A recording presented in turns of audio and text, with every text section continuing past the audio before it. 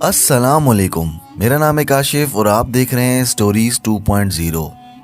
جو لوگ ہمارے اس چینل کو سنتے ہیں، ہماری ویڈیوز دیکھتے ہیں، وہ یہ بات جان لیں کہ آپ بالکل ٹھیک جگہ پہنچے ہیں، کیونکہ سلطان محمود غزنوی کی کہانیاں یوٹیوب پر ہزاروں موجود ہیں۔ میں نے بہت تجزیہ کیا، بہت تجربہ کیا، بس ساری جھوٹ پر مبنی ہے، ویوز شپ اور پیسوں کا پھڈا۔ میں جو کہانی آپ کو پیش کر رہا ہوں یہ 3-4 کتابوں کا مجموعہ ہے، کیونکہ میں چاہتا ہوں کہ مسلمانوں کی تاریخ حقائق کے ساتھ معلوم ہو۔ اسی لیے میری اس کوشش کی داد ضرور دیجیے گا، وہ مجھے ضرور دعاؤں میں یاد رکھیں۔ اگر آپ نے پچھلی ایپیسوڈ نہیں سنی تو اوپر آئی بٹن پہ کلک کریں اور ایپیسوڈ سن لیں۔ سمرتی کے ایک ہاتھ کی الٹی طرف کتے نے پنجہ مار دیا تھا، وہاں سے خون کے 2-3 قطرے فرش پر گرے۔ شعیب ارمغانی اس کے سامنے کھڑا تھا، اس کے خود کے قطرے پہلے ہی گر رہے تھے۔ ارمغانی نے نیچے دیکھا، سمرتی کا خون اس کے خون کے ساتھ شامل ہو گیا تھا۔ ارمغانی نے سمرتی سے کہا، اپنے خون کو دیکھو، میرے خون کے ساتھ مل کر اس کا رنگ چمک آیا ہے، جانتی ہو کیوں؟ دونوں خون ایک ہیں، تم نے اپنے خون کو تکبر، غرور اور گناہ سے بدرنگ کر دیا ہے، یہ اپنے خون سے ملا تو اپنے اثر رنگ میں آ گیا۔ حیران ہو کہ مجھے نہ دیکھو رقاصہ، اب میں تمہیں سمرتی نہیں کہوں گا، تمہارا اصل نام مجھے معلوم نہیں، میں ہندوانہ نام سے ایک مسلمان لڑکی کی توہین نہیں کروں گا۔ میں کہہ رہا تھا کہ میرا اور تمہارا خون ایک ہے، اور یہ ان پاپوں کا خون ہے جو ایک تھے۔ ہو سکتا ہے کہ میرا اور تمہارا خون ایک ہی باپ کا ہو۔ سمرتی نے کہا، تم کوئی پاگل معلوم ہوتے ہو۔ ارمغانی نے کہا، تم جانتی ہو میں کون ہوں؟ میں تمہارے خون کی اصلیت دکھا رہا ہوں، رقص اور موسیقی تمہارا مذہب نہیں، حسن اور جوانی اور تمہاری آواز کا جادو تمہاری ملکیت نہیں، کل پرسوں تم ان سب سے محروم ہو جاؤ گی۔ آج تم مجھے کہہ رہی ہو کہ میں چوروں کی طرح تمہارے گھر میں آیا ہوں، پھر تم دعا کیا کرو کہ مجھ جیسا کوئی جوان چوروں کی طرح تمہارے گھر میں آئے، مگر کوئی نہیں آئے گا۔ تم راتوں کو اس کتے کو باندھ کر رکھا کرو گی کہ کوئی تمہارے گھر آئے، تم دیکھنا کہ اس کتے کے سوائے اس گھر میں کوئی نہیں آئے گا۔ ایک نیکی کرو، مجھے پناہ دو۔ ارمغانی نے کہا، مجھے نیکی کرو، مجھے پناہ دو۔ سمرتی نے پوچھا، کیوں، کیا کر کے بھاگے ہو؟ ارمغانی نے کہا، تم ایک لڑکی کے احسار کی کہانی سناؤں گا، وہ تم سے زیادہ جوان ہے، تم سے زیادہ حسین ہے، اس کے حسن میں وہ جادو، وہ جوبن ہے جو تم گوا چکی ہو۔ وہ تم سے زیادہ گنہگار ہے لیکن اس نے اپنا گھر جنت میں بنا لیا۔ وہ تم سے زیادہ گنہگار ہے لیکن اس نے اپنا گھر جنت میں بنا لیا۔ مجھے پناہ دو، اپنی نوکرانی کو یہاں نہ آنے دینا، اپنے زخم میں خود صاف کر لوں گا، اسے کہو کہ کسی کو نہ بتائے میں یہاں ہوں۔ سمرتی کو خادمہ پہلے ہی کچھ ایسی باتیں کہہ چکی تھی جن سے اس کے دل پر بوجھ تھا۔ اب ایک جوان اور دلکش مرد جو اس کا قیدی اور زخمی تھا، اسے کہہ رہا تھا کہ اس کے حسن و جوانی کا جادو ختم ہو چکا ہے۔ اس کے دل کا بوجھ بڑھ گیا تھا۔ اس نے خادمہ کو یہ کہہ کر کمرے سے نکال دیا تھا کہ کسی سے ذکر نہ کرے کہ یہاں کوئی آیا تھا۔ سمرتی نے شعیب ارمغانی کے زخم اپنے ہاتھوں شراب سے دھوئے، ان پر سفوف اور کورے سوت کی راکھ باندھی، ٹانگ کے زخم گہرے تھے۔ ارمغانی نے سمرتی کے ہاتھ کا زخم صاف کیا اور اس پر سفوف رکھ کر پٹی باندھی۔ اسی دوران ارمغانی اسے ظرفا کی بات پوری تفصیل سے سناتا رہا۔ اس نے کچھ بھی نہ چھپایا، جھوٹ نہ بولا، یہ بھی بتا دیا کہ وہ سلطان محمود کے لیے جاسوسی کرتا ہے۔ اسلام کی عظمت اور ہندوؤں کی اسلام دشمنی کی باتیں کی۔ اس نے کہا کہ ظرفا کو باپ نے عیش اور گناہ میں ڈال کر اسے شہزادی بنایا تھا۔ اس کے فریب کاری کامیاب تھی، لیکن روحانی محبت نے اس لڑکی کے سینے میں مسلمان لڑکی کو جگا دیا، تو اس نے ایسا کام کیا کہ خود کا دل جیت لیا اور خدا کا بھی دل جیت لیا۔ سمرتی نے عجیب سے لہجے میں کہا، ٹھہرو، اور کہا، آج رات کانجر کا راجہ آیا ہوا ہے، مجھے اسی کے لیے بلایا گیا تھا۔ راجہ اننت پال نے اسے میرے متعلق بتایا ہے کہ یہ مسلمان ہے اور میری بڑی ہی عزیز اور قریبی رقاصہ۔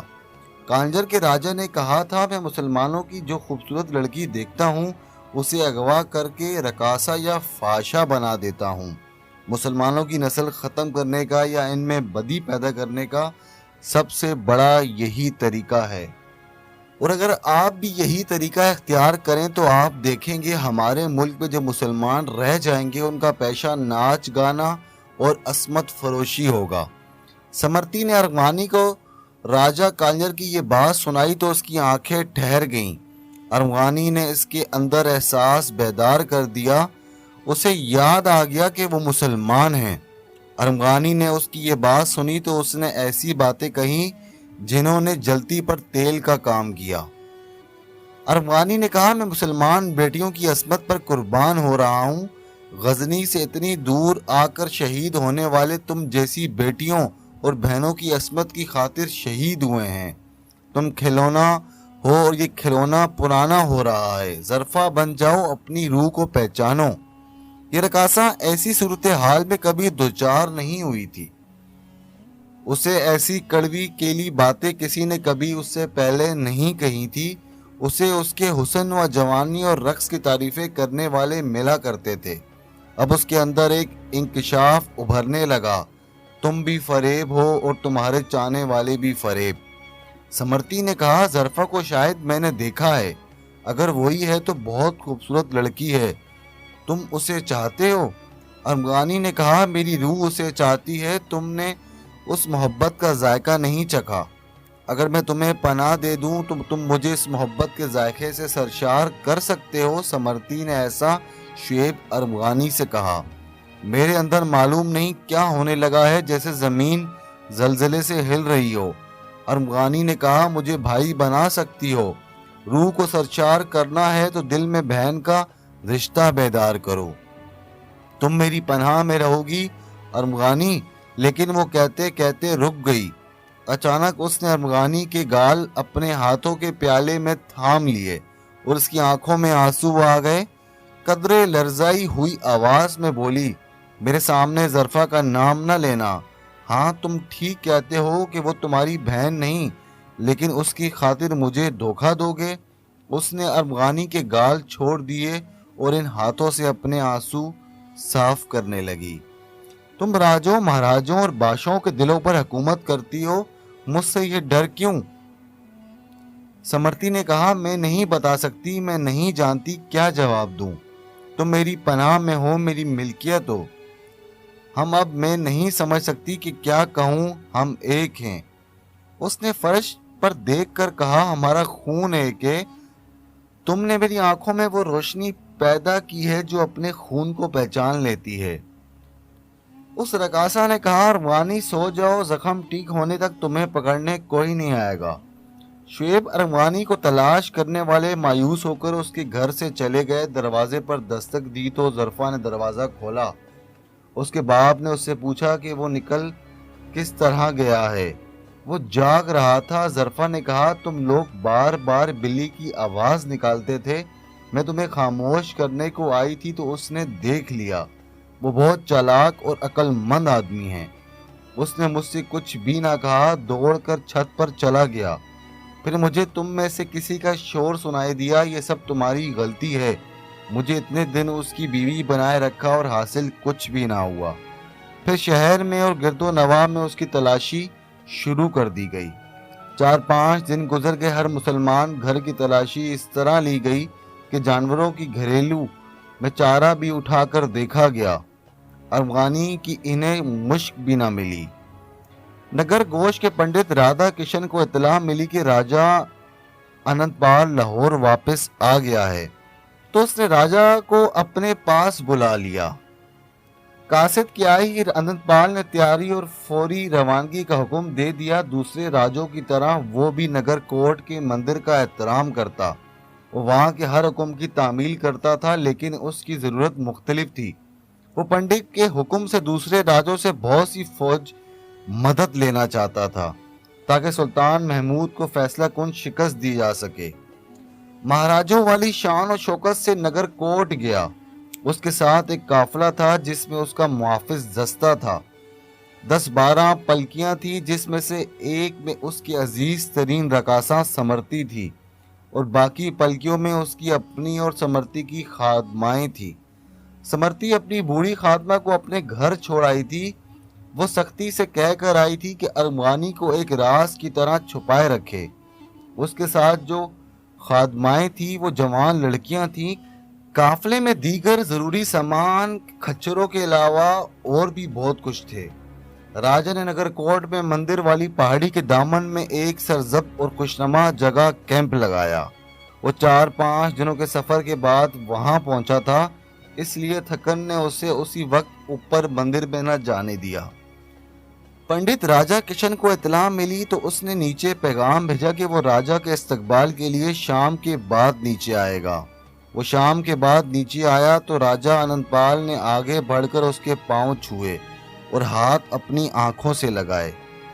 پنڈت کو شک ہونے لگا جیسے یہ جنگل نہیں کسی مہاراجا کا محل ہے۔ اوپر شامیانے اور ارد گرد خوشنما کپڑے کی کناتیں تھی، فانوس اور مشلیں جل رہی تھی، قالین بچھے ہوئے اور گاؤں تکیے لگے ہوئے تھے۔ پنڈت بیٹھا ہی تھا کہ پہلے 4 لڑکیوں نے رقص شروع کیا۔ رقص کے دوران پنڈت نے راجا سے کہا، آپ شاید وہ راجا انند پال نہیں ہیں جن کے باپ نے اور آپ نے بھی مسلمانوں سے بے درپے جنگیں لڑی ہیں۔ آپ کے باپ نے خودکشی کر لی تھی اور آپ شاید بھاگ گئے تھے۔ اگر آپ وہی ہیں تو آپ کی شکست کی وجہ یہ ہے جو آپ مجھے خوش کرنے کے لیے سب کچھ دکھا رہے ہیں۔ میں نے سنا ہے کہ ہمارے مہاراجے میدان جنگ میں بھی اس شان و شوکت سے جایا کرتے ہیں۔ راجا انند پال نے کہا، مہاراج مرنے سے پہلے ہم دل بہلا کر بندوبست ساتھ رکھتے ہیں۔